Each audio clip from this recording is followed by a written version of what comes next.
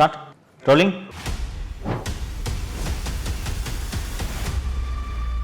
மு.க. ஸ்டாலின் என்ற குடும்பத்தினர் கொள்ளையடிப்பதற்காக தவிர வேறு எதற்காக இந்த திமுக என்ற இயக்கம் இன்று செயல்படுகிறது? நன்றாக யோசித்து பாருங்கள். வேறு எந்த கட்சியிலாவது இத்தனை அதிகார மையங்கள் இருக்கிறதா?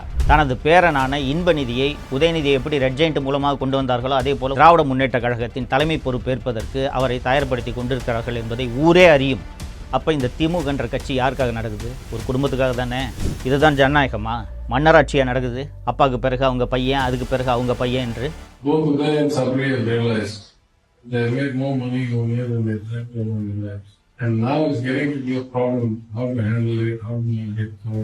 முதல் ஒரு வருடத்திலேயே மாப்பிள்ளை ஒரு 30,000 கோடி, மகன் ஒரு 30,000 கோடி சம்பாதித்து விட்டார்கள் என்று அந்த ஆடியோவில் தெளிவாக திரு தியாகராஜன் குறிப்பிட்டிருந்தார். அதன் காரணமாக அவரது நிதியமைச்சர் பதவியையும் அவர் இழந்தார். தமிழ் பெருங்குடி மக்கள் அத்தனை பேருக்கும் வணக்கம். இந்த 2026 சட்டப்பேரவை தேர்தல் என்றது எவ்வளோ முக்கியமான ஒரு தேர்தல்ன்றது நம்ம அத்தனை பேருக்குமே தெரியும். நமது தமிழகத்தின் எதிர்காலத்தை தீர்மானிக்கப் போகிற தேர்தல் அப்படின்றதுனால பல்வேறு விஷயங்களை உங்களுக்கு நினைவுபடுத்த வேண்டிய ஒரு கடமைக்கு நான் ஆட்பட்டுள்ளேன். மக்களே, வழக்கமான தேர்தல் போல இந்த தேர்தலை எடுத்துக்கொள்ளாதீர்கள். தமிழகத்தை அடிமை தலையிலிருந்து, ஒரு குடும்பத்தின் ஆதிக்கத்திலிருந்து காப்பாற்ற வேண்டிய நெருக்கடியில் நடக்கக்கூடிய தேர்தல் தான் இந்த 2026 தேர்தல் என்பதை நீங்கள் மறந்துவிடக்கூடாது. மக்களே, திமுக ஆட்சி 2021 நடந்துக்கிட்டு இருக்கிறது பற்றி நீங்கள் தொடர்ந்து எல்லாருமே பார்த்துக்கிட்டு இருக்கீங்க, அனுபவிச்சுக்கிட்டு இருக்கீங்க. ஆனால் மீண்டும் இந்த ஆட்சி தொடர வேண்டுமா வேண்டாமா என்பதற்கான தேர்தல் தான் 2026 சட்டப்பேரவை தேர்தல்.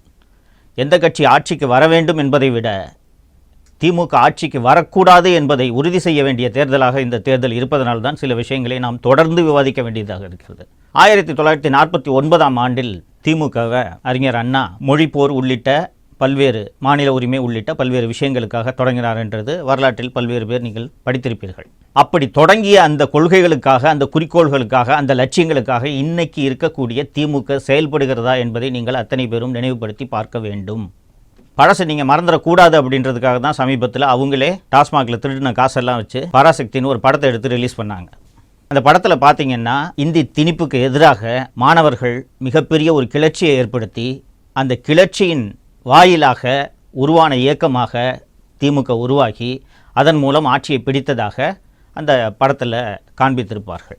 அப்போது மொழி மீது மிக அதிகமான பற்று கொண்ட, மொழியின் மீது ஆர்வம் கொண்ட, மாநில உரிமைகளின் மீது ஆர்வம் கொண்ட ஒரு கட்சியாகத்தான் திமுக உருவானது. அப்படித்தானே இன்றைக்கு வரை இருக்க வேண்டும். திராவிட முன்னேற்ற கழக குடும்பத்தினர், குறிப்பாக மு.க. ஸ்டாலின் அவர்களின் குடும்பத்தினர், திராவிட முன்னேற்ற கழக தலைவர்களின் குடும்பத்தினர் பல்வேறு கல்வி நிலையங்களை நடத்தி கொண்டிருக்கிறார்கள் என்பது உங்கள் அத்தனை பேருக்கும் தெரியும்.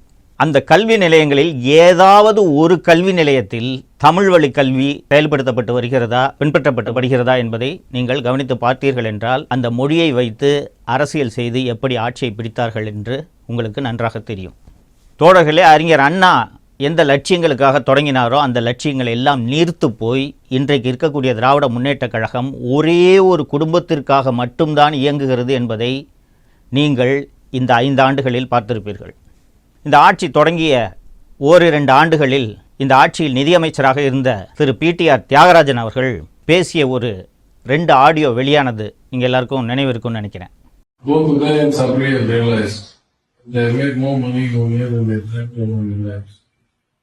And now it's getting to be a problem. How to handle it, how to make it, how to make it fair.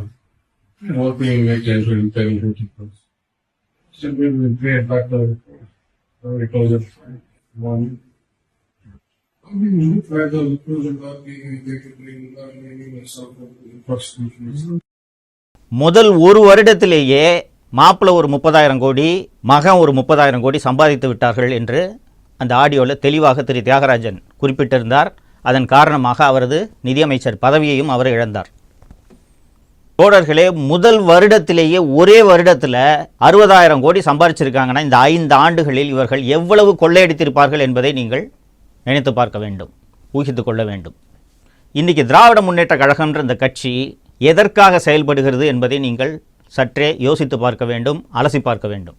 மு.க. ஸ்டாலின் என்ற குடும்பத்தினர் கொள்ளையடிப்பதற்காக தவிர வேறு எதற்காக இந்த திமுக என்ற இயக்கம் இன்று செயல்படுகிறது?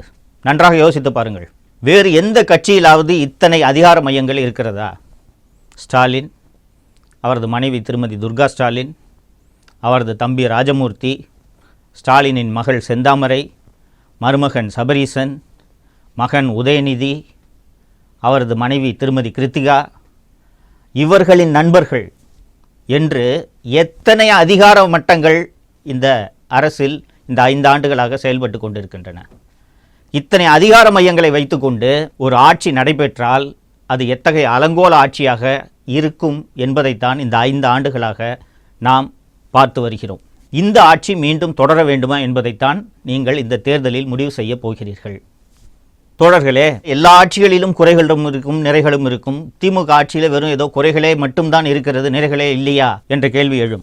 இவர்கள் அளித்த வாக்குறுதியில் எத்தனை சதவீதத்தை நிறைவேற்றி இருக்கிறார்கள்? நன்றாக யோசித்து பாருங்கள். முதல்ல வந்தவுடனே நீட்டுக்கு விலக்களிக்கிறோம், நாங்கள் ரேஷன் கார்டு வைத்திருக்கக்கூடிய அத்தனை பேருக்கும் மாதந்தோறும் 1000 ரூபாய் என்றார்கள். இது போல எண்ணற்ற வாக்குறுதிகளை, போக்குவரத்து தொழிலாளிகளோட நிலுவைத் தொகை வழங்குறது, அரசு ஊழியர்களுக்கு பழைய ஓய்வூதிய திட்டம் வழங்குறது என்று வாக்குறுதிகளை அடுக்கிக் கொண்டே போகலாம். இவர்கள் அளித்த வாக்குறுதியை, இவர்கள் அளித்த தேர்தல் வாக்குறுதிகளில் முழுமையாக நிறைவேற்றி இருக்கிறார்களா? இப்போது எந்த தைரியத்தில் மீண்டும் ஒரு தேர்தல் வாக்குறுதி அளிப்பதற்கான ஒரு குழுவை நியமித்திருக்கிறார்கள் என்பது உள்ளபடியே புரியவில்லை. எதிர்க்கட்சி தலைவர் திரு எடப்பாடி பழனிசாமி அவர்கள் பல்வேறு மேடைகளில் அடிக்கடி குறிப்பிடுவார், நீங்கள் இதை பார்த்திருப்பீர்கள். நான் ஒரு சாதாரண கிளைக்கழக செயலாளர், இன்னைக்கு அதிமுக என்ற ஒரு மாபெரும் இயக்கத்தோட பொதுச் செயலாளராக என்னால் வர முடியுது, திமுகவில் யாராவது வர முடியுமா இது போல என்று ஒரு கேள்வி எழுப்பியிருக்கிறார். நன்றாக யோசித்து பாருங்கள். யாராலாவது இது போல அந்த கட்சியின் தலைவராக இன்று வர முடியுமா? உதயநிதிக்கு என்ன வயசாகுதுங்க? லாயலா காலேஜ் முடிச்சுட்டு ஒரு பிஸ்னஸை ஸ்டார்ட் பண்ணுறாரு. 2007 ரெட் ஜெயண்ட் என்ற ஒரு திரைப்பட நிறுவனத்தை தொடங்குறாரு. இதை தாண்டி இந்த சமூகத்துக்கு உதயநிதி அவர்களின் பங்களிப்பு என்ன?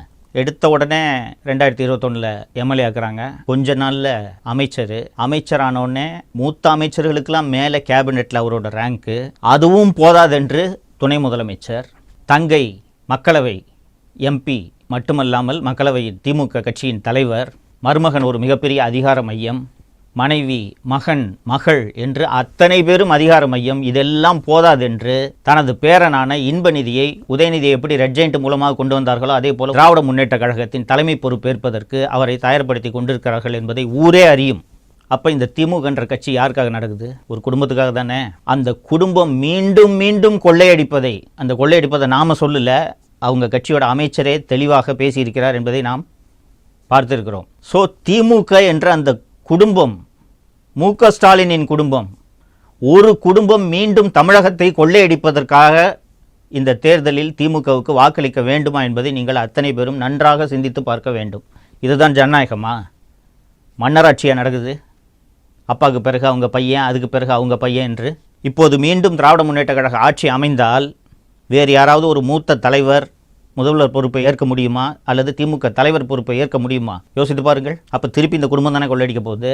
அப்படி இந்த குடும்பம் கொள்ளையடிக்கிறதுக்காக நீங்கள் மீண்டும் உதயசூரியனுக்கு வாக்களிக்க வேண்டுமா என்பதை நன்றாக யோசித்து பாருங்கள். நீங்கள் அளிக்கக்கூடிய வாக்கு திமுக மற்றும் திமுக கூட்டணி கட்சிகளை வீழ்த்துவதாக இருக்க வேண்டும். மாறாக ஒரு மாற்று சக்திக்கு வாக்களிக்கலாம் என்று நினைத்து வாக்களித்தால் மீண்டும் திமுக ஆட்சி தப்பித்தவறி கூட வந்துவிடக்கூடாது என்பதை நீங்கள் மனதில் வைத்து தேர்தல் நாளன்று முடிவெடுக்க வேண்டும் என்பதை அன்போடு கேட்டுக்கொள்கிறேன்.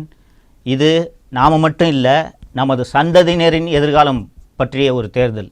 நாளைக்கு நாம் மட்டும் இல்லாமல் நம்ம குழந்தைங்களும் நல்லா இருக்கணும்னு நீங்கள் நினச்சிங்கன்னா சரியான முடிவை இந்த தேர்தலில் நீங்கள் எடுப்பீர்கள் என்ற நம்பிக்கை எனக்கு இருக்கிறது. ஏன்னா திமுக அவரோட சந்ததியை உயர்த்துறதுக்காக அவர்கள் இந்த தேர்தலில் போட்டியிடுகிறார்கள். நாம் நமது சந்ததியை மனதில் வைத்து இந்த தேர்தலில் நல்ல முடிவை எடுக்க வேண்டும். தொடர்ந்து பேசுவோம். நன்றி. தமிழகத்தை காப்போம்.